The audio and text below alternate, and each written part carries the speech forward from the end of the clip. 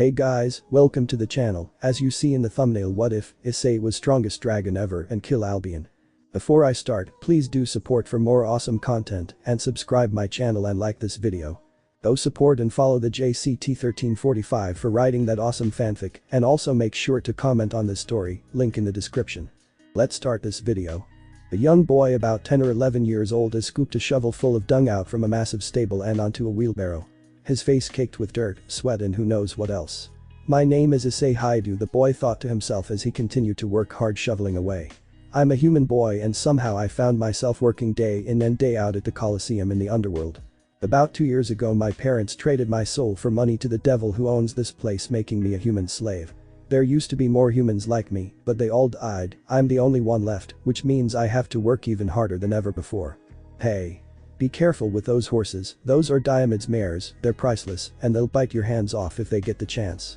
A man with a designer black suit called down from an elevated platform that overlooked the stables as he watched the jagged-toothed horses exit a large truck and be filtered into a holding pen. That's Lord Vitus, he runs this place. Issei thought to himself as he finished filling up the wheelbarrow and began to take it out of the stable. He's always trying to find a way to bring in customers to his shows, and that usually means bringing in exotic monsters and having them kill his gladiators. So now it's flesh-eating horses. Last season we had a basilisk, but it got sick and died, but not before it could turn 14 of its caretakers to stone. Nee. One of the horses shrieked as it kicked down the fence connecting the truck to the holding pen. Oh shit. The holder yelled as the runaway mare made a beeline for Issei. The kid. He cried out, but he was too late to do anything at this point. Nee. The horse roared, raising its front legs into the air and pinning Issei down. Its vicious fangs protruded from its drooling mouth as it slowly lowered its head towards the young boy. What the hell? Get off of me. Don't eat me. The boy struggled and strained himself to the max, but he was vastly overpowered as drops of saliva dripped down onto his face. No way. Is this how it ends? Cover in shit and eaten by a damn horse. I'm not ready to die. Someone. Help. Hey kid, a strange voice echoed in Issei's head, getting his eyes to go wide in shock. I can help you get out of here alive, but you're gonna need to give me something first. And you don't really have a lot of time to think it over. I don't want to die. I don't know who you are and right now I don't care, take whatever you want as long as you help me. Issei called back in his mind. Good boy, now get ready to punch this horse in the stomach, the strange voice instructed and Issei listened, reeling back his fist and preparing to punch. Soon his entire hand and forearm began glowing red as he delivered a powerful blow to the mare's stomach, knocking the beast off of him and several feet into the sky. The monster came crashing down onto its back with a loud crunch. The beast's own weight broke its spine and killed the animal. Issei pushed himself off of the ground and dusted himself off. That's when he realized his left arm had changed drastically. The fleshy pink skin was now bright crimson and almost steel-like, a single green gem decorated the top of his hand, and his fingers were now sharp red claws, and the end of his forearm featured a pair of twin golden spikes. The devils stared in awe at this human feat of strength until one of the caretakers finally managed to say something. Boss, that human slave just killed one of your priceless horses. Should we do something? No, Lord Vitus declared with a wave of his hand. I think we may have something interesting here. The devil began grinning as his eyes remained locked on Issei. This one may just be a fighter. 2 years later. Woo-oh. An eruption of cheers exploded throughout the packed Colosseum as a massive video screen began to rise up from the floor of the arena before 2 panels closed the floor back up. Look at that crowd today. The enthusiastic announcer's voice came over the intercom. Who's ready for some carnage? The question was met with an enthusiastic roar from the audience. But before that, let's give a warm welcome to our very special guest, this generation's Devil King Sirzich's Lucifer. As the announcer said this, the large video screen showed one of the box seats, and sitting there was a man in elegant robes with long crimson hair. Sitting next to him were 2 young girls, one with similar crimson red hair and the other with long black locks tied back into a ponytail. The red-haired man gave a wave, and the crowd erupted in even more cheers. Without further fanfare, let's introduce the fighters for our primetime matchup. As the announcer spoke, a gate at one end of the arena opened up and out from it marched a towering figure with mucus green skin, dirty black hair that hung low down to his shoulders, vicious front tusks that jutted up from his lower jaw, and one scared eye that had gone white. Villages tremble at the sound of his footsteps, brave knights piss themselves at the sight of his war hordes. Standing at 10 feet of pure Orcish muscle, we have the vicious, the terrible Warch of Borgoth. Brah. The orc roared as he lifted a massive battle axe to the crowd, stimulating their hunger for violence. Now, the moment you've all been waiting for. Welcome back our reigning champion. The crowd exploded once more with cheers. Coming in at not even half the height of his foe, a warrior who makes up for his lack of height with the ability to shatter bones with flick of his wrist. Don't let his appearance fool you, when it comes to combat he's anything but chivalrous. The Scarlet Savage. Red as blood itself. Crimson Carnage. Welcome to the arena, the Dragonling. Issei Haidu. The crowd couldn't get much louder as a man in armor barely taller than 5 feet entered the arena with one fist raised in the air. The armor was completely red, made up of the same material as Issei's arm with similar green jewels decorating the entire body. The helmet looked to be a mixture of a traditional medieval knight and a dragon, complete with piercing green eyes and golden tusks. The armor was also equipped with a long whip-like tail ending in an arrow-shaped tip. Meanwhile, the Devil King and the 2 girls were taking notice of the 2 combatants. "Look, big bro, a little red knight." The red-haired girl pointed out with an amused grin. "He's the champion. He's like a kid. What kind of knight has a tail?" The dark-haired girl adds as the Devil King stared intently at the Crimson Fighter. "That armor looks familiar, where have I seen this before?" Serziches pondered as the 2 fighters met in the middle of the arena. "You won't be the first man in armor I smashed to pieces," the orc taunted as he stared down the little knight. "But you may be the tiniest, hehe." Issei didn't say anything back, he just stared back. "Well, looks like our contestants are set." Without further ado, the orc tightened his grip on his battle axe. "Let the battle begin." "Rah!" Borgeth roared as he lifted his massive blade into the air, ready to deliver a killing slash, but before he could wham! Crash. With a single quick punch, Issei knocked the towering warrior into the one of the arena's walls, cracking the stone that he hit with his back. Oh. And in one blow our champion is letting Borgeth know just why he's still undefeated after 47 primetime matches. If Borgeth doesn't step up his game, it looks like this'll be an easy 48. Brah. Borgeth groans as he shakes of the last blow and turns back to Issei with fury in his eyes. Rog. He charges the boy, his axe ready to chop by the time he reaches Issei, but as he brings down the blade, his wrist is caught in Issei's claw. Huh. Gah. He doesn't let this stop him, he swings his other arm like a hammer aimed at Issei's side, but the boy simply grabs that arm with his other hand. Grrrrrr. Grrrr. The orc tries with all his might to free himself, but Issei's grip is too powerful, and before he can make any progress with his escape, wham! Issei's powerful crimson tail slams itself into the orc's side, knocking the wind out of him, but it didn't end there. Wham! Wham! Wham! Wham! Wham! Issei's tail went back and forth, hitting the orc from the left and right repeatedly, before Issei finally released him and dropping him to his knees. Ha! Ha! Ha! Ha! Ha! Ha! Borgeth struggled to catch his breath as he had sustained some major damage. Even though he had been thoroughly beaten to this point, the orc still tightened his grip on the axe and readied one more strike, but before he could so much as move his wrist, whack. Issei whipped his tail at the axe, destroying the weapon, before wham! Womp. Issei kicked the orc up into the air and punched him in the gut before he could land, immobilizing the monster. Issei bent down to place 2 fingers on the neck of the orc and after a moment lifted his hand into the air and made a thumbs up gesture. Well, look at that. Borgeth is still alive, which means that after we give him a moment to recover, he'll face this week's penalty. The announcer declared, getting a stir from the crowd. Or should we let the champ take care of this one? The announcer said, and the crowd responded. Kill him. You can do it, champ. Snap his neck. Kill him. The crowd became insatiable as Issei lifted his foot and placed it on the head of the fallen orc. Well, looks like the champ is ready to please his fans, but he's also looking to get things over with. Watch out with a head that big, those who are sitting in the front 2 rows may be in the splash zone. The announcer declared as Issei began putting more pressure on the orc's head. Serziches was quick to put his hands in front of the 2 girls' eyes before splat. Later, Issei's room. Issei opened a door to a large luxurious bedroom decorated with all the modern conveniences you'd expect. Welcome home, Mr. Issei, I'm glad to see you survive another day. A woman dressed in a maid's uniform bowed as the boy entered the room. Are you hungry? Would you like me to cook you something? No thanks, Issei replied in a direct manner of speaking as he pulled off his t-shirt and tossed it onto his bed. I'm just gonna take a bath and call it a night. Issei's upper body was not only more toned and muscular than you'd expect from a boy his age, but it was also decorated with a number of scars. Issei entered his bathroom and began to fill his large porcelain tub with hot water before he slowly began lowering himself into the soothing liquids. So this is how things are now. They call me the champion of Crimson Carnage. Devils come from miles and miles to watch me beat the crap out of some weakling and spray their brains all over the floor. It may be just as messy as shoveling monster shit, but I'm definitely better at this. I'm still technically a slave, but I'm treated a lot better than I was back then. I have this big fancy room and my own personal maid.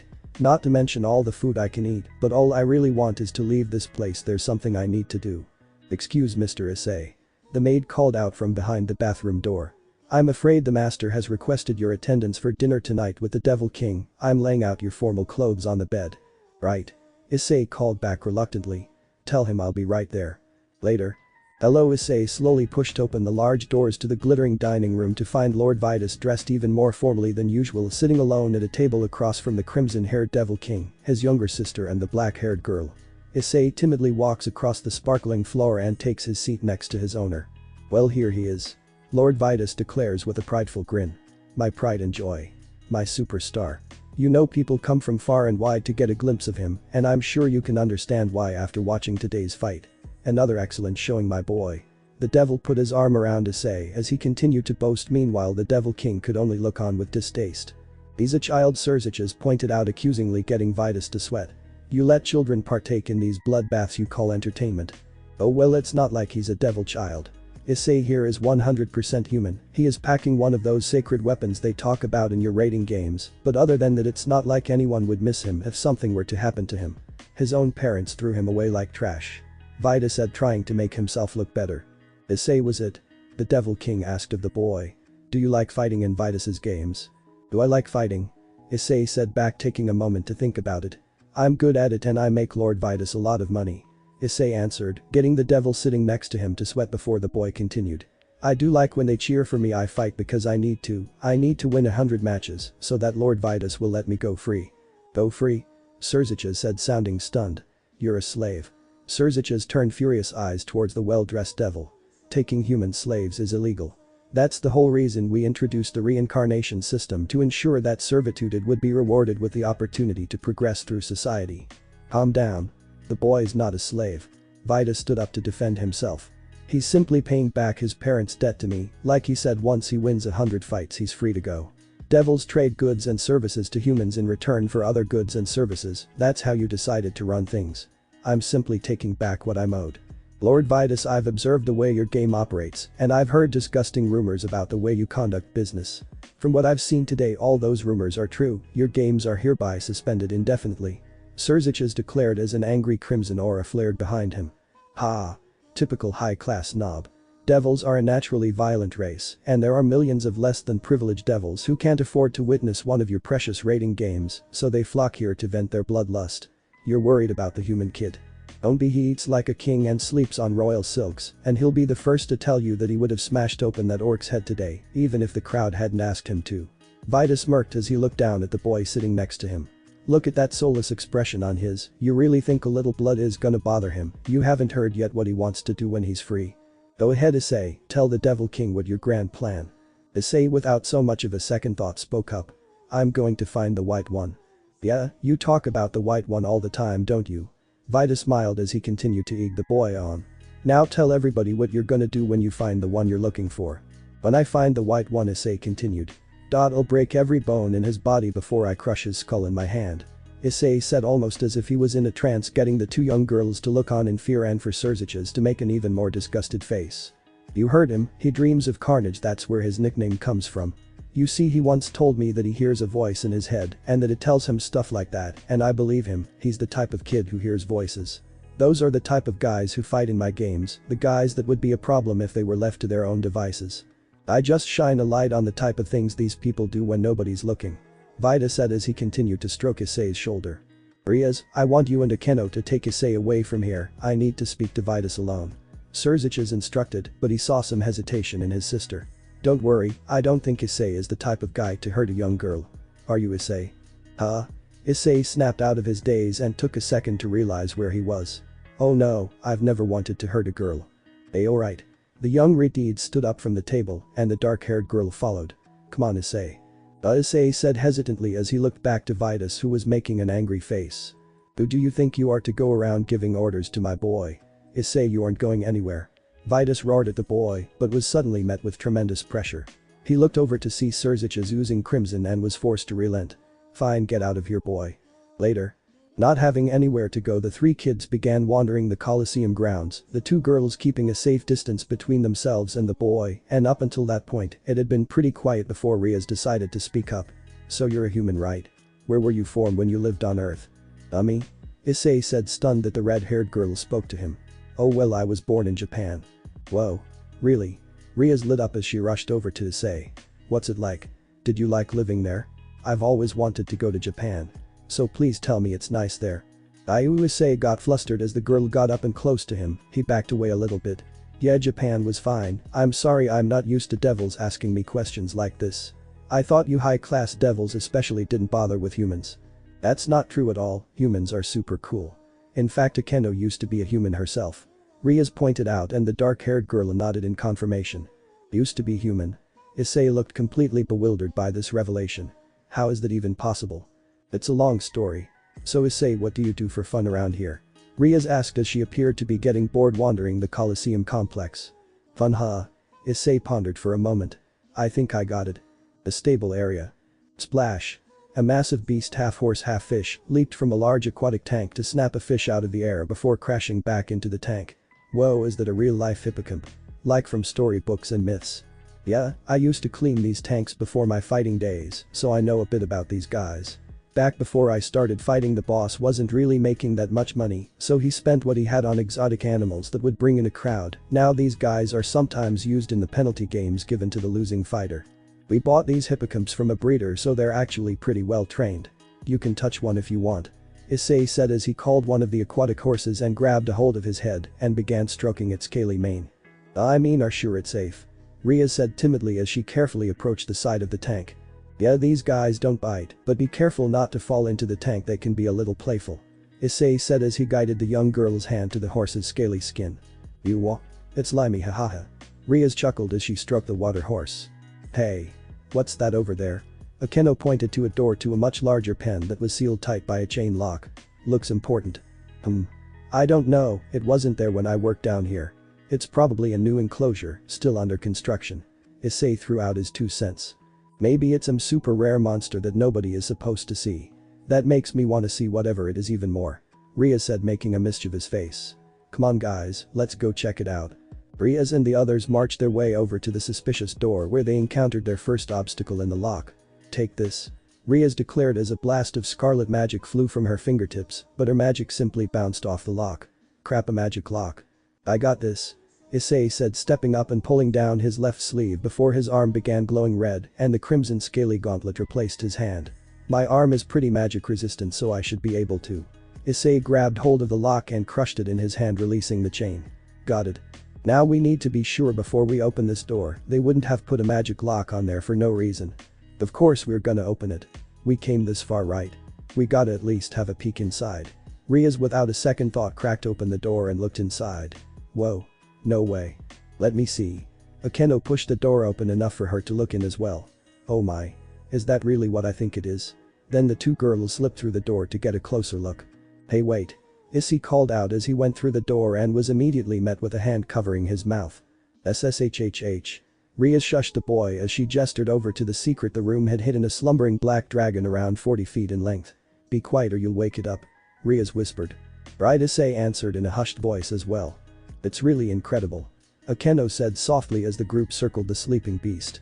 I've never seen a dragon before, I wonder if they're all this big. I wonder if he can breathe fire. Rias pondered as she and the dark-haired girl examined the beast. I'm getting a bad feeling about this, like I can sense something bad is gonna happen. I don't trust this sleeping dragon. Issei muttered to himself as he stood further away from the beast than the rest. Come on Issei, it's sleeping isn't it, it's totally safe. You said so yourself, most these creatures are trained before they arrive here. Rias said as the monstrous dragon's nostrils flared open and the new scents were absorbed into its head. Huh? The dragon's yellow eyes shot open and in a split second, it turned its head and opened its gaping maw, foot-long teeth aimed at the two young devils. Jet. Before the beast could snap his jaws shut, Issei, now donning his crimson armor, rocketed forward at an incredible burst of speed and grabbed the two girls in his arms and whisked them to safety near the door. You saved us, the red-haired devil said as she looked up at the boy in armor. Meanwhile, wham. The dragon reared up on its hind legs and knocked its head on the ceiling, cracking the roof of the enclosure. I don't think this place is gonna hold if we leave him like this, and who knows what he'll do if we leave him alone. You two need to get out of here, go find your brother. I'll make sure this dragon can't go on a rampage and hurt anyone. Issei said as he turned to face the monster. Yeah, okay, Arya said nervously as she and Akeno quickly ran out the door. Alright. Issei said to psyche himself up as the dragon continued thrashing about the dark enclosure. Hey. Issei called out, getting the dragon to focus on him. Prepare yourself to face an undefeated opponent. Ha! Issei cried out as the gems decorating his body began to glow. Boost. Boost. Boost. Boost. Boost. Boost. Issei's body surged with power as he prepared for battle. Come on. Let's fight. Brog. The dragon roared before swing with its massive tail. Whoa. Issei looked stunned at the speed of the sweeping tail as he rushed to throw up a cross-armed block before the tail struck him. The dragon's attack easily broke through Issei's guard, knocking him into the wall behind him and cracking the concrete. Gah. He's strong. But I'm stronger. Issei grabbed a hold of the tail before the dragon could pull it back. Jaya. Issei roared as he began to pull on the tail. Boost. Boost. Boost. Boost. Boost. Issei's power began increasing once more as he started lifting the dragon off the ground. Yeah. Issei then flung the massive lizard down onto the ground with tremendous force. Brahig. The dragon roared in anguish as it shook off the pain of Issei's attack before it turned its head to the armored boy and opened its massive mouth. In the back of its throat a small yellow light began to glow and intensify. Crap, Issei muttered as a mouthful of golden flames erupted in Issei's direction. Jet. Issei blasted across the room and out of the way of the flames, landing in the dragon's blind spot. Too slow. Take this. Issei reeled back and punched with all his might into the dragon's side, but the blow did nothing to damage the massive dragon. Oh no. Wham. The dragon's tail moved even faster than before and slammed into Issei's stomach, knocking him across the room. Before Issei could recover from the sudden strike, the dragon was quickly all over him, slamming its foot into Issei's body, pressing him down into the dirt and digging the massive claws through his armor into his chest. Then with a flick of the dragon's claw, Issei was tossed up into the air before falling into the dragon's open mouth. No. Issei shouted, and before the dragon could shut its massive jaws, the boy grabbed hold of the roof of the dragon's mouth and kept him from closing it. Gaheahe. Issei growled as he struggled to keep the beast's mouth open as he fought back the jaw pressure, as well as the pain and weakness he was dealing with due to the puncture wounds he sustained earlier. Brog. Issei roared as he began to open the mouth more and more, but just as he appeared to be gaining positive ground, the back of the dragon's throat began glowing golden once more. Gahhh. Flames erupted from the beast's mouth that completely consumed Issei, and at such a close range, Issei's armor offered little resistance. Gah, it burns. Issei cried out in pain. As the flames died down, Issei was left smoking and physically weakened by the attack. Ha. Ahhh. Knew the dragon's mouth began to close around the boy as Issei's strength slowly faded. No, I can't die here. Issei thought echoed in his head, but his body was incapable of acting. This can't be the end. I still have something I need to accomplish. I need to find the white one. I can't die until then. I can't be some lizard's dinner. I won't die. I refuse to die here. Issei's eyes suddenly changed colors from emerald green to a deep crimson. Ah. Issei called out as his aura exploded, and soon he was able to recoup lost ground as he pushed up on the top of the dragon's mouth and reopened it, but just as he managed to do this, the back of the dragon's throat began glowing once more. No, you don't. Issei stuck out his hand as his newfound strength let him hold open the beast's jaw with one arm. A red energy ball formed at the end of Issei's outstretched arm. Dragon shot. Bam. Issei blasted the energy ball down the dragon's throat. Brog. The dragon shrieked in pain as the energy blast tore open its insides. Didn't like that, huh? Well, there's plenty more where that came from. Bam. Bam. Bam. Bam. Bam. Issei created energy blast after energy blast, firing each and every one of them down the dragon's throat, only stopping once he could feel the beast's breathing stops and the monster at last keeled over, but in doing so its mouth closed. Meanwhile, the enclosure door opened up and Surziches marched through. Issei. Are you alright? Issei, where are you? Rias followed in after her brother and scanned the room, but found no trace of the boy. Oh no, did the dragon eat him? Ugh. Issei roared as the dead dragon's mouth was opened from the inside, and the boy crawled out before dropping to his knees in exhaustion, his suit disappearing as he did. No way he beat the dragon all by himself. Rias marveled at the strength she could only imagine the boy possessed. Well, this is why it's important never to take things at face value. Surziches said as he walked up, putting his hand on the boy's shoulder. I apologize, Issei. When we first met I assumed the worst and considered you a lost cause, but you did me a great kindness protecting my sister's life and making sure this dragon couldn't be unleashed onto the innocent here in the underworld. As a reward I'll free you from your life here. I can return you to the human world, or if you wish you can come with us and join our family. Rias lit up at this prospect. What do you say? Issei. Issei. Plop. Suddenly the life was drained from Issei's eyes and he dropped to the ground completely unresponsive. Issei. Can you hear me? Issei. A massive wooden desk, inside an old school building topped with a large clock tower, sat beautiful young woman with vivid red hair toiling away at paperwork. "My name is Ria's Gremory." The young girl began to monologue. "I am a high-class devil from the esteemed Gremory clan and the younger sister of the current devil king Surzich's Lucifer, and as of nearly 2 years ago my peerage and I began attending high school in the human world. I'm currently a senior and president of the Occult Research Club." "Good afternoon, President." The schoolhouse door opened and in walked a handsome young boy with golden blonde hair and blue eyes. The OA short girl with snowy white hair and a cold expression on her face followed immediately after the boy before plopping down a couch in the middle of the room. "Hello everyone, I'll begin the meeting in just a minute. I need to finish some paperwork and then I'll be right with you," Ria said, not so much as looking up from the stack of sheets. "These two are both members of my peerage. The boy's name is Yudo Kiba, my valiant knight, and the girl's name is Kaneko Taoju, my ever-sturdy rook. If it's not already clear, the theme here is chess, with each member of a devil's peerage being represented by a chess piece and each piece having its own attributes. The knight has increased speed and agility, but is not the hardest hitter. The rook has strength and durability, but not a lot of magic power to work with." "Good afternoon, Rias. My, looks like you're already hard at work. Would you like a cup of tea?" A beautiful woman with long black hair as she already began pouring a cup. "Oh, thank you." Rias looked up from her work to take the piping hot cup. "This is Akeno Himejima. She's my oldest friend as well as the mighty queen of my peerage. The queen piece is often considered the most powerful in a devil's peerage, as the piece that is used in the queen's incarnation comes with a dramatic boost to all of the person's attribute: strength, speed, and magic power. The perfect package," Rias thought as she signed her name at the bottom of the last sheet of paper. "Okay, that's that. We're ready to start today's meeting. Is everyone here?" "Oh no, it doesn't look like everyone is here," Akeno said with a big smile on her face. "Yep, it does look like we're down a member," the blonde knight adds with a chuckle. "The idiot hasn't shown up yet," Kaneko added in her harsh manner of speaking. "Issei's not here," Ria said, sounding puzzled. "That's not like him. I wonder what he could be doing that's so important." "With Issei."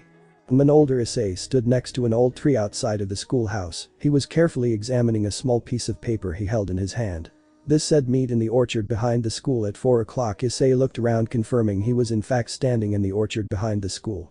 "And it's almost 4:30. Is this a prank? Should I leave?" "No, wait." A girl with short pink hair with her bangs held back by a white headband leapt out from behind one of the trees. "I'm sorry, please don't leave yet. I was nervous, so I was hiding and trying to build up courage." "Hey, I know you," Issei pointed out. "We're in the same first period. Your name is Katasan, and you're in the Kendo club, right?" Yeah, that's right." The pink-haired girl began to blush. "I had no idea you were so familiar with me." "Yeah, I like to keep tabs on as many people as I can. People appreciate it when you can remember the little things about them, and I do try my best to be polite. Which is why this meeting caught me a bit off guard. If I did something to you that required you to hash things out with me alone after classes, then it must have been pretty awful. I'll say I can't recall doing anything malicious to you, but that doesn't mean it didn't happen. So I'll be the first to apologize for whatever it was I did," Issei said as he quickly took a bow of shame. "Oh no. You didn't do anything wrong, I swear. Please lift your head up," the pink-haired girl said as she waved her arms in a panic, and Issei complied. "Oh wow, you really are polite to him. So please listen, the reason I wrote you that letter asking you to meet here is because Issei Haidu." "Ah. Yes." The boy jumped. "I like you a lot. Please will you go out with me?" the girl said as she bowed before the boy, her face flushed red with embarrassment. Issei paused for a moment, looking her over for a second before answering. "Huh? In the old school building." "Hey, sorry I'm late," Issei said as he pushed open the large school building door to find that all the club members' eyes had fallen upon him. "Oh, were you guys waiting? I'm sorry, I had to take care of some business real quick." "Ooh, snacks." Issei reached down for a basket of cookies that had been served with the tea before his hand was slapped away. "Ouch. What was that for?" "You should know, stupid," Konkyo replied, being the one who slapped Issei's hand away. "So Issei, what exactly was so important that you had to keep all of us waiting today?" Rias asked in a very presidential tone. "Oh, it really wasn't that big a deal." Issei fished the note out of his pocket before crumpling it up and tossing it into the trash. "Some girl from my class asked me out, and I rejected her.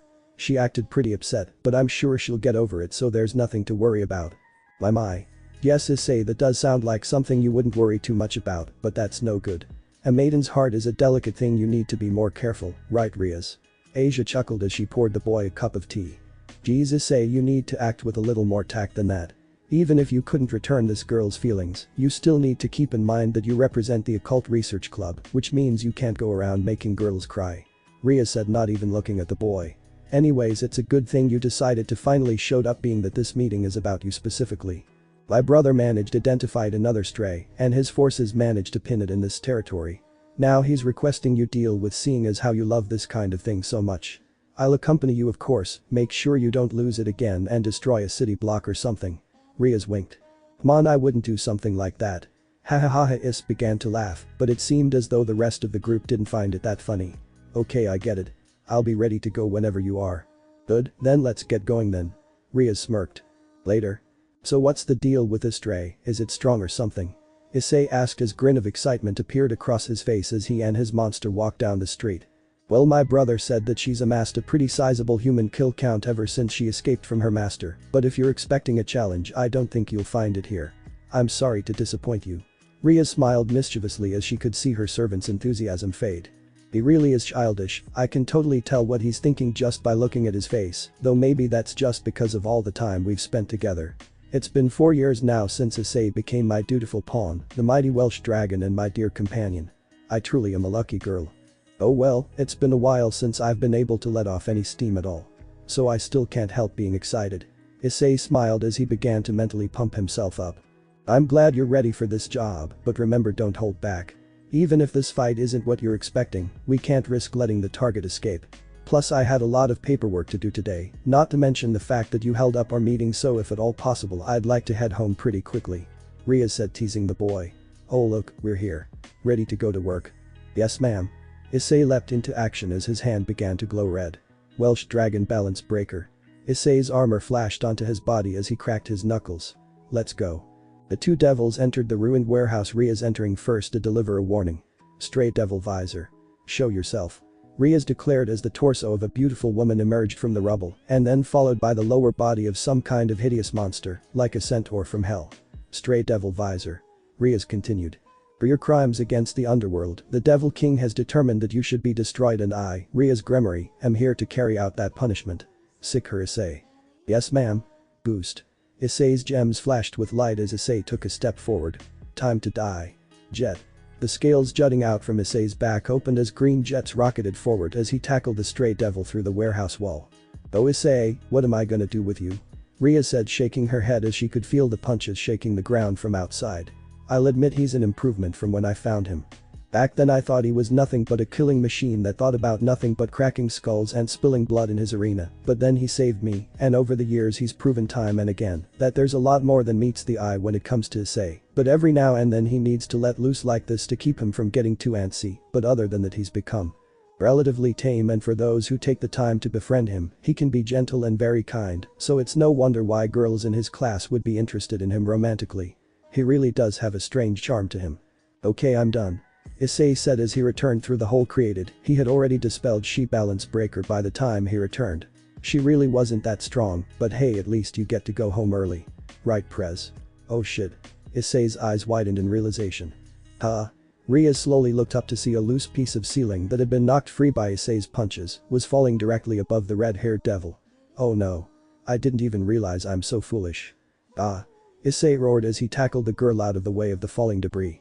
Well, that was scary, Issei said, still holding on to the red-haired girl. Oh Issei, thank you, Ria stuttered as she didn't quite know what to say. Always the hero, aren't you? Flashback, 1 year ago. Ah. Kaboom. A massive fiery explosion consumed a Keno as a busty woman with long brown hair woman stood over the flames chuckling. Ria's Gremory Queen retired. The Keno no. Riaz cried out from the top of a tower shaped like a rook piece in a game of chess as Issei stuck out an arm to keep Riaz from leaving the tower. Riaz, Issei growled, his voice full of anger. Do I have your permission to promote? His eyes starting to glow an emerald green. Issei. Riaz hesitated for a moment before answering. Yes, you may. Promotion, Queen, Issei muttered as a crimson aura flared around him. Welsh Dragon Balance Breaker. In an explosion of flames and crimson power, Issei's matured armor formed around his body, equipped with a full-fledged pair of dragon wings, as well as golden blades protruding from his elbows. Riaz, I'm making my move now. Oh yes, go ahead. Riaz nodded timidly, and as soon as she gave her permission, Jet. Issei rocketed off of the tower and straight for brown-haired woman. Oh, so this is the legendary Red Dragon Empoog. The busty woman was soon silenced as a crimson fist dug itself into her stomach. She managed to look up to find two emerald lights staring back at her. No. Issei growled as his fist began to glow crimson. Boom. An explosion of red energy erupted from his hand. Riser Phoenix Queen retired. That one's for Akeno. Issei said as he shook off some blood from his hand, then his eyes turned to the rook-shaped tower at the opposite end of the battlefield. Now this game is over. Jet. Inside the enemy tower. Crap, you balloon is down, so we've lost our numbers advantage. A man wearing a maroon suit said as he stood over a table decorated with maps of the battlefield. I guess I put too much faith in them. I should have gone myself from the start. Are you ready, Ravel? We're going on the offensive. Big bro, I mean Lord Riser, something feels wrong. The air is heavy. A small blonde girl dressed in pink stuttered nervously as sweat began to drip down her face. Crash. Just as she tried to warn her brother, the roof of the castle exploded open and rocks fell down on the two of them. AAHHH. The young blonde screamed as stones fell on top of her small body before she disappeared. Riser Phoenix second bishop retired. AAHH. Ravel. No. The golden-haired boy cried. He was left all alone, but only for a moment. The dark room was suddenly filled with a bright green glow. Boost. Oh, so Riaz has decided to unleash the monster. Very well, but it'll take more than brawn to topple the immortal Fiona. CRASHH. The AMMM. Bomb. In a single invisible blow, the rival king was knocked from the tower and down to the battlefield floor and at the foot of Riaz's tower. Og. The blonde man began rolling on the floor in pain, but soon his injuries began to heal. Damn, I've never felt power like that, not even in an actual raiding game. Not that it matters. Nothing can destroy Jet. Before the devil could so much as finish talking, Issei was already back on top of him and ready to continue the battle. Boost. Issei's tail jetted out from behind him and wrapped itself around Riser's neck, choking him to the point where he couldn't speak. Issei then pulled the king devil close and lifted him up in the air like a punching bag. Ha. Ha. Ha. Ha. Ha. Ha. Ha. Ha. Ha. Ha. Issei unleashed a flurry of punches into the devil's stomach, knocking the air out of him with each blow, and because Issei's tail, he wasn't able to regain his breath before. Wham.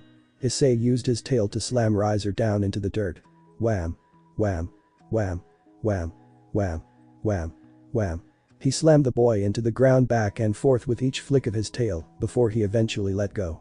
Ha. Riser gasped desperately for breath. Damn you, you stupid dragon. You have no idea how important this marriage is for the future of all devils, do you? Don't stand in the way of the future for your own selfish reasons. So this is important to you, huh? It sure as hell doesn't look like it to me. Issei said in a powerful voice. You sent your entire forces at us all at once. Your entire plan was to overwhelm all of us at once with superior numbers, and when that didn't work, you hid cooped up in your tower as you tried desperately to think up a new strategy. You were given plenty of time before this match to think up a strategy, but you underestimated us and went with the first plan that popped into your head. If this was really important to you, you'd have given it your all from the beginning. You wouldn't have left anything up to chance. So I'll give you one last opportunity to prove your resolve, match your will to mine and prove to me yours is stronger. If you do that, then you should have no problem beating a lower class devil like me, right? Ha.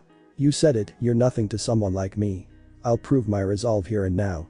Riser declared as a pair of flaming wings erupted from his back. Ria's Gremory will be mine.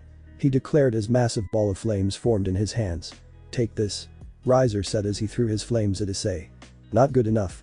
Issei said as he punched the flaming orb out of the sky. You'll need to show me more than that. How strong is your desire to make Ria's yours? Is it stronger than my desire to keep her out of the hands of scum like you? If so, show me. Boost. Boost. Boost. Boost. Boost. Boost. Boost. Issei's body surged with power as he flew towards Riser, too fast for the high-ranking devil to react, then he delivered a powerful punch to his jaw. Here's my resolve. Where's yours? Right here.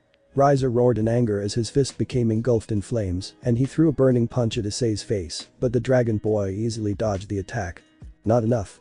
Issei roared as he planted his foot into Riser's chest, forcing him down on the ground. You'll need to do more than that. Issei opened his crimson claw as an energy ball formed in his palm. Dragon shot. Bam. If your desires can't even overcome me at this level, you have no right considering yourself worthy of her. She deserves someone truly special. You don't measure up to the type of person she is. I'll never let filth like you touch her. As the red explosion faded from Riser's face, the devil looked up with terrified eyes. No more, I don't want to fight anymore, no bride is worth it, Riser muttered as he stared death in the face. Please let me go, I retire, Riaz wins. Just let me go. End of flashback. Oh no, I'm all dusty now. Ria said as she and Issei both slowly got up. Would you mind if I took a shower at your house, Issei? If you let me I can cook you a meal. Oh sure. That's fine with me, you're the best chef I know. After all, I'd be pretty stupid to pass up one of your homemade meals. Issei said with an ever-friendly smile plastered across his face. I don't know about that, but I certainly appreciate the compliment. Ria said before her face turned timid. Hey, can I ask one more favor? You can fly much faster than I can when you're in your balance breaker armor, so do you think you could carry me please? To save us both some time. Oh, yeah sure. That sounds fine. Welsh dragon balance breaker. Issei's armor reappeared on his body and he scooped up the head-haired girl in his arms. You ready? Issei asked, and as soon as he received that nod of confirmation, he leapt into the air and spread his wings. Don't go too fast, okay? Ria's asked as she nuzzled herself deeper into Issei's arms. I thought you wanted us to get home fast, that was the whole point of this. Issei asked, sounding a bit confused. I changed my mind, don't go too fast. Ria said in sort of a strong pout, and Issei surrendered to her wishes without any further rebuttal. I know that a good king really shouldn't have favorites, but at this point I don't think I can help it. Ria's thought as she closed his eyes, leaning closer into her servant. Issei isn't a normal guy by any stretch of the imagination. I've never met anyone like him, there's never been a challenge he hasn't been able to overcome just by wanting to win more than whoever he was up against. I didn't need to challenge Phoenix when I did, I could have waited until graduating high school at least, but I knew that as long as Issei was on my side, there was no way I could lose to Riser or anyone else.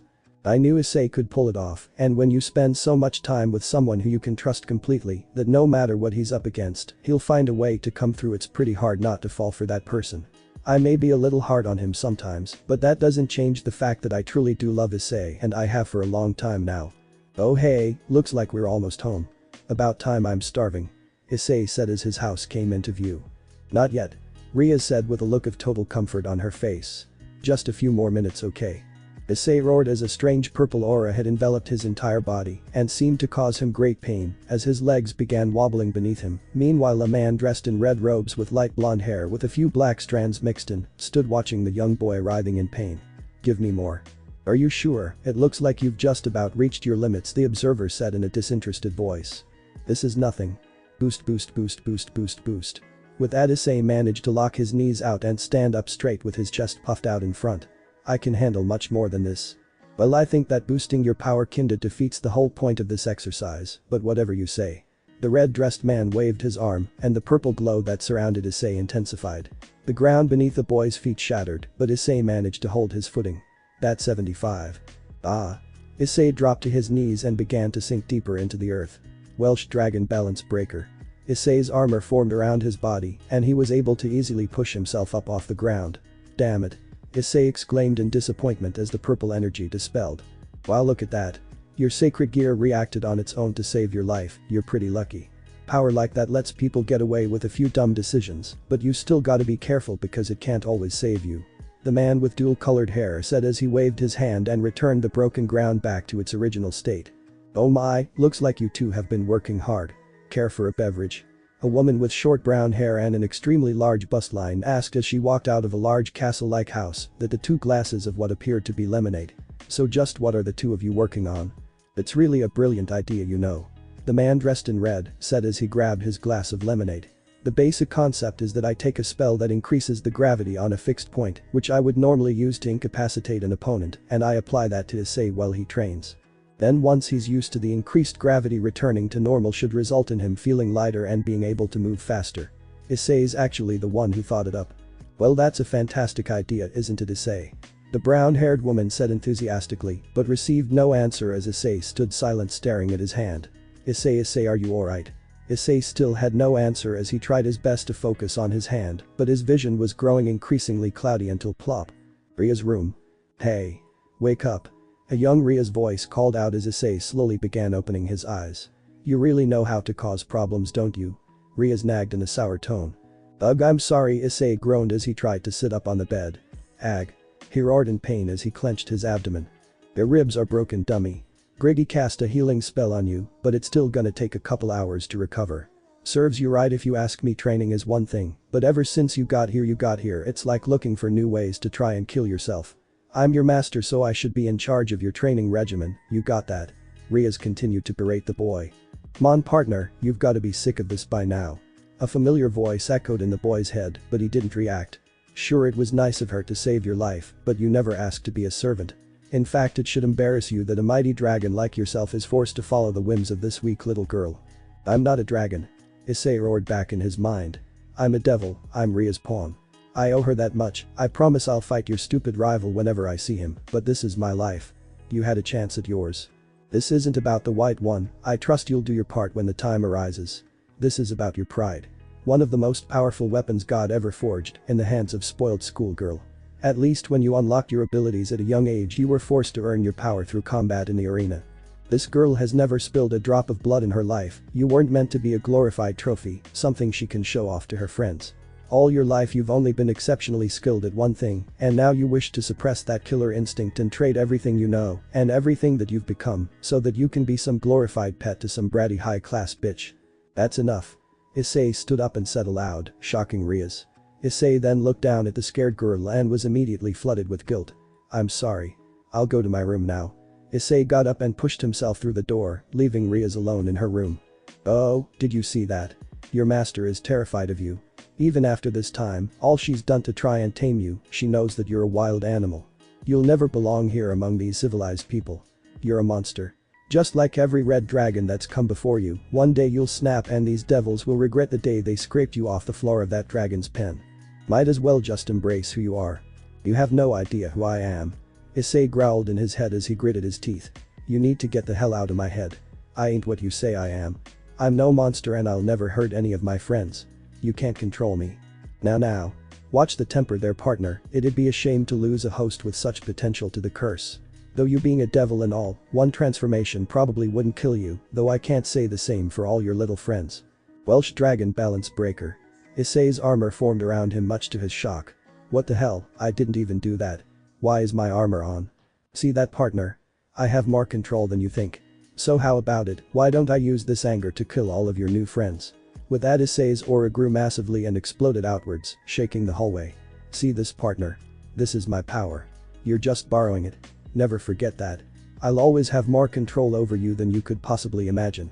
But that Issei's aura died down and his armor faded, leaving the boy shaking with tears welling up in his eyes.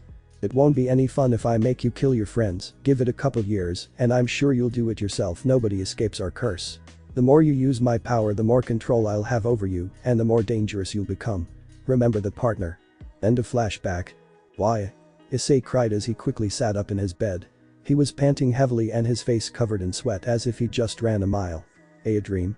Ugh, a soft groan came from the other half of the bed as Issei looked down to find his master curled up naked, sleeping beside him. "I forgot the president was here, I guess I'm being too loud." Issei kept his thoughts private as he didn't want to risk waking the sleeping devil. He reached over and gently caressed the side of her face, pushing a few strands of hair away as he did so. What kind of guy has nightmares when sleeping next to such a beautiful girl? There's definitely something wrong with my head. He looked over at his bedside clock which read 5 a.m. Well great, there's no way I'm falling asleep again before it'd be time for school anyway. Might as well get up. Issei hopped out of his bed and made his way over to the bathroom where he threw a handful of water on his face to help him wake up. "This house used to belong to my parents. After Surziches took me in he tracked them down. Both of them overdosed a few years back, serves them right for selling their son for drug money if you ask me. They did manage to purchase this house with some of that devil money, and since they owned the property when they died, it went to the next of kin, so not all bad. I originally wanted to sell the place, but Ria's convinced me to keep it as she had planned to for herself and her peerage to attend school in this town, so I guess things worked out. I kinda remember growing up here, so it kinda creeps me out sometimes, like this place is haunted by what my life could have been, even though I'm pretty happy with the way things turned out I think." Issei dried his face off with a towel and looked at himself in the mirror, his emerald green eyes shining back at him. "I hate my eyes. They used to be brown not too long ago, but one day they just turned green. Surziches says it's a side effect of my sacred gear, apparently it's powerful enough to affect my appearance as well as my dreams. Just a constant reminder that what Drake said was right, he has way more control over me than I'd like to admit." 1 month later. Ha. Ha. Ha. Ha. Issei panted hard as he sprinted down a quiet sidewalk in the early morning. "Things are worse than I'd like to admit. Ever since leaving the arena I've tried to become a civilized person and only resort to violence when necessary, but lately I've been having trouble managing that. When I don't use my boosted gear for long periods of time I get antsy and irritated, usually Surziches will find us a stray devil to deal with and that can take the edge off, but it's been a long time since I fought Visor, and the uneasy feeling has just continued to grow, and it's really taking its toll. There was an incident with a few fallen angels a few weeks ago, but that hardly did anything to scratch this itch. Sometimes I feel like punching down a wall for no reason. I suppose I could just have a Keno absorb some energy from the sacred gear, but that's embarrassing. Issei arrived back at his home as he finished his run. "I'm back." Issei called out, not afraid to wake up his master later in the morning. "Good morning, Issei." Ria said as she met the boy in the living room. She was already dressed up in her school uniform. "You're back just in time, I was just about to get started on breakfast. It should be ready by the time you get dressed." "Oh thank you, I'll hurry and get that done," Issei said as he turned to walk up the stairs. Issei." Ria's called back before the boy could get away. A troubled look had formed on her face. "Are you feeling alright? You look exhausted and it's still morning." "I'm fine, I went a little harder on my run this morning, so I'm sure that's all it is. I just need to take a shower." Issei forced a smile as he headed to his room. "Alright, I'll be back in a minute." Ria's rolled her eyes as Issei made his way to the bathroom. "I really hate lying to Ria's like this, probably because I'm not any good at it. I don't need her worrying about me getting anxious because I haven't punched anybody in a long time, because that really does sound ridiculous the more I think about it." Issei thought as he pushed open the bathroom door, where he's immediately met with a rush of steamy air, and standing before him was a completely nude girl with emerald green eyes and long wet blonde hair who had just exited the shower. "Oh hi Asia." "Oh good morning Issei." The soaked blonde said as she reached for a towel that she used to wrap up her wet hair. "Are you wanting to use the shower? I just finished so it's all yours." Yeah, okay," Issei said as Asia wrapped a second towel around her body. Asia is the newest devil in Ria's peerage. "I came across her a few weeks ago and we formed a friendship, and then I rescued her from a group of fallen angels who desired to steal her sacred gear, but they weren't very powerful themselves and didn't really put up a fight. Asia used to be a nun, but she was shunned by the church due to the nature of her sacred gear and its abilities to heal devils and fallen angels. When we first met she was extremely shy, I suppose it's due to her rough upbringing, but recently she's becoming more and more comfortable around me and this town. I understand that this kind of development is a good thing, but she's recently become very comfortable with being nude around me. I for one have never been prudish about such things. As a fighter I believe that it's important to take pride in one's body, but for some reason it's different with Asia." "Well if you'll excuse me." Issei lifted off his sweatshirt revealing his body. He was muscular but not overly bulky, he was toned, but clothing would hide just how good of shape he was in, and his abdomen was decorated with 3 scars that lined up diagonally across his torso, from where the dragon had dug its claws into him all those years ago. Then he reached for the rim of his pants when he felt a strong gaze in his direction, then he turned to catch Asia looking away quickly. "On second thought maybe I should wait for the water heater to warm things up." Later, after school. Downtown Kuo City. As devils, we are called to fill out requests of people who call on us. Devils have been doing this for the longest time in order to win over the favor of humans. I, being the senior devil, have been taking Asia with me to teach her the ropes, and today I personally was requested for this job, so I figured it'd be a good chance to teach Asia about personal requests. Issei thought as he and Asia sat quietly on a city bench watching people walk by. Issei, I know we're on a job, but you haven't told me any details yet. Not that it hasn't been fun, but is there a reason we're sitting on this particular bench?" Asia asked as she fidgeted nervously. "Yes," Issei answered as a group of high school girls exited the store that he and Asia were sitting next to. Then one of the girls separated from the group, then timidly looked over her shoulder. "Her name is Totachino, she is our client today. Apparently she believes she has a stalker, and our job today is to scare said person to the point where he or she will leave Miss Toto alone, and it looks like we won't have to wait long." Issei pointed out as a shorter boy with messy greasy black hair, holding a miniature digital camera, emerged from the store Tota and her friends had just been eating at prior. "Ahem. Excuse me." Issei stood up to meet this person, and he quickly snatched the camera from his hands. "Hey. What the hell do you think you're doing? You can't just take my camera, that's against the law," the boy said as he desperately grabbed for the camera as Issei looked through the photos. "Aha. Here, take a look at this." Issei handed the camera over to Asia so she could see the pictures. "Oh, it's all Miss Tota. You're right, he is the stalker," Asia said as she handed the camera back to Issei. "A stalker? No, I just..." The greasy-haired boy panicked and tried to cover up his crime, but was silenced by the sound of a crunch as Issei crushed the digital camera in his hand down into a small ball of plastic and metal. "Okay, here's the deal, you are gonna stop following Miss Tota around and you're gonna leave her alone. Permanently." Issei with a vicious intensity that startled the boy, and before the target could speak, Issei continued. I was just called here today to scare you, now I don't know what scares normal people, so I'm gonna talk to you like a grown-up. If however you choose not to listen to my advice and you continue to bother Miss Toda and I have to come see you again, then I'll have to do something to you that would scare me. You understand? Issei bent over to make eye contact with the now shaking boy to make sure he really got his point across. Now you can go. Ayahya. The boy screamed as he took off running the other way. Well, that should do it. Issei said as he tossed the crushed camera into a trash can before turning to Asia with a big grin on his face. Now for the best part of these jobs, our reward. Later at a sit-down ramen shop. Thanks for the meal. Issei announced as he plunged his chopsticks down into a large bowl of ramen. Sitting with him at the shop was Asia as well as the client Toda. This is my first time hiring a devil, is a bowl of ramen really an acceptable price for filling out my request? You don't want my soul or something? The nervous girl asked as she just watched the two devils eat. Payment really just needs to something the requested devil values, for me there's very little I value more than a tasty meal. Issei explained as he wiped a bit of broth from his lips. Sure, I could ask for your soul, but I wouldn't have any use for that. Which is why next time you have an issue you should contact the Gremory family and request me again. Issei said before returning to his noodles. Yeah, definitely. The human girl said as she got up from the table. Thanks again. The girl smiled before she took off. And that Asia is networking. It's important to leave a good impression on your clients, not only because it gives the press a good reputation, it also helps to ensure you get more work in the future, and that's how you rank up as a devil. Issei explained as he and Asia finished their meals. Thank you, Issei. You're always helping me, it's really kind of you. Asia said as she began to blush. I really like spending time with you. Oh well, thanks Asia, that means a lot to me, Issei managed to spit out as he could feel his heart pounding in his throat. Oh, excuse me. A woman with long brown hair tied up in twin pigtails dressed in long white robes asked as she tapped on Issei's shoulder. Did she just call you Issei as in Issei Haidu? Yeah. Issei answered, giving the girl a suspicious look over. Who's asking?